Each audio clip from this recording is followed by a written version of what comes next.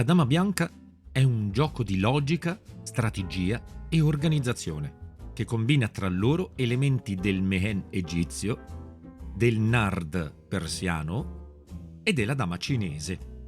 Ogni giocatore deve comporre uno schieramento di 12 pedine sul tabellone, disponendole in modo tale che ciascuna di esse ne abbia almeno un'altra su casa confinante e che vi sia almeno una pedina di quel colore in ciascuno dei 5 anelli che compongono il terreno di gioco.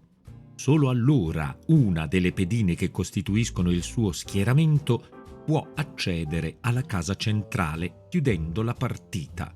Ma attenzione, perché ogni pedina ha un valore maggiore o minore delle altre in base all'anello su cui si trova. Lo scopo del gioco non è dunque arrivare primi, ma organizzare prima degli altri e meglio le proprie pedine.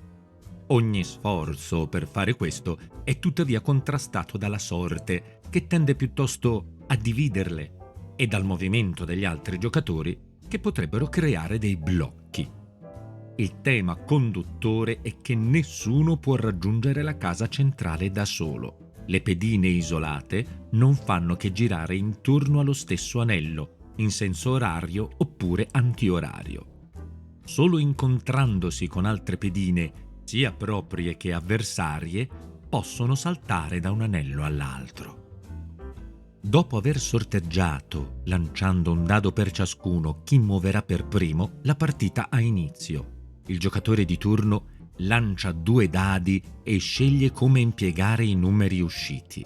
Può muovere 2 pedine di tante case quant'è ognuno dei numeri, oppure una sola pedina per la somma di entrambe. Ad esempio, se esce 5-4, può muovere una pedina di 5 e una di 4 case, oppure una sola pedina di 9 case. Non è possibile sostare sulla casa d'ingresso. Se non vi sono altre pedine in gioco sopra l'anello più esterno, la casa d'inizio è sempre quella contrassegnata dal pallino e da lì devono entrare le pedine. Quando vi siano già una o più pedine sull'anello più esterno, queste si potranno usare come ponte per entrare direttamente al secondo anello, saltandole dall'esterno verso l'interno lungo il raggio del cerchio su cui si trovano.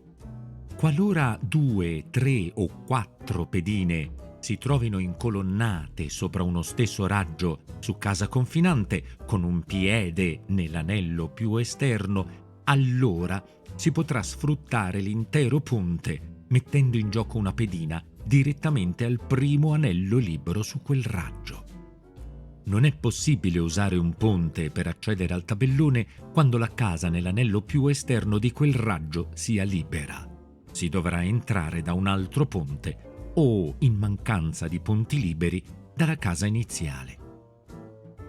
Non si può inoltre accedere alla casa centrale del tabellone e chiudere in tal modo la mano usando un ponte di 5 pedine. Una volta messe in gioco, le pedine si possono muovere solo in senso orario oppure antiorario sopra uno stesso anello. Non sono libere di attraversare in modo autonomo gli anelli verso l'interno o verso l'esterno del tabellone. La scelta del senso di marcia può essere diversa da un turno all'altro.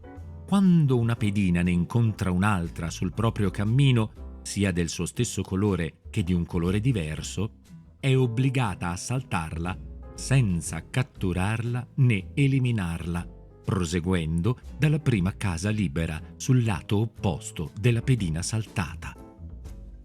Si possono saltare anche 2 o più pedine allineate sopra uno stesso anello, nel senso di marcia della pedina in movimento, proseguendo il cammino a partire dalla prima casa libera sul lato opposto della schiera saltata.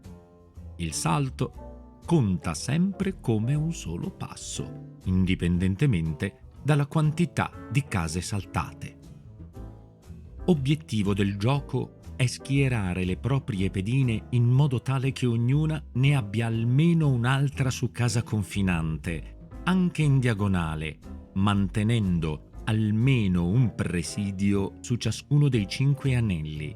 Dopo aver schierato in modo corretto le 12 pedine, si deve raggiungere con un salto di anello il rosone centrale per chiudere la mano. Il salto deve essere preciso ed è obbligatorio usare per intero entrambi i numeri usciti lanciando i dadi.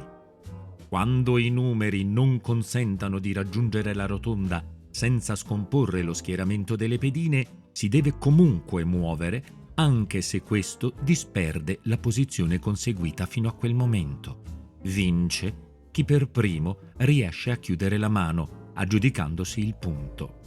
Si può giocare una mano secca oppure una serie di 3-5 mani.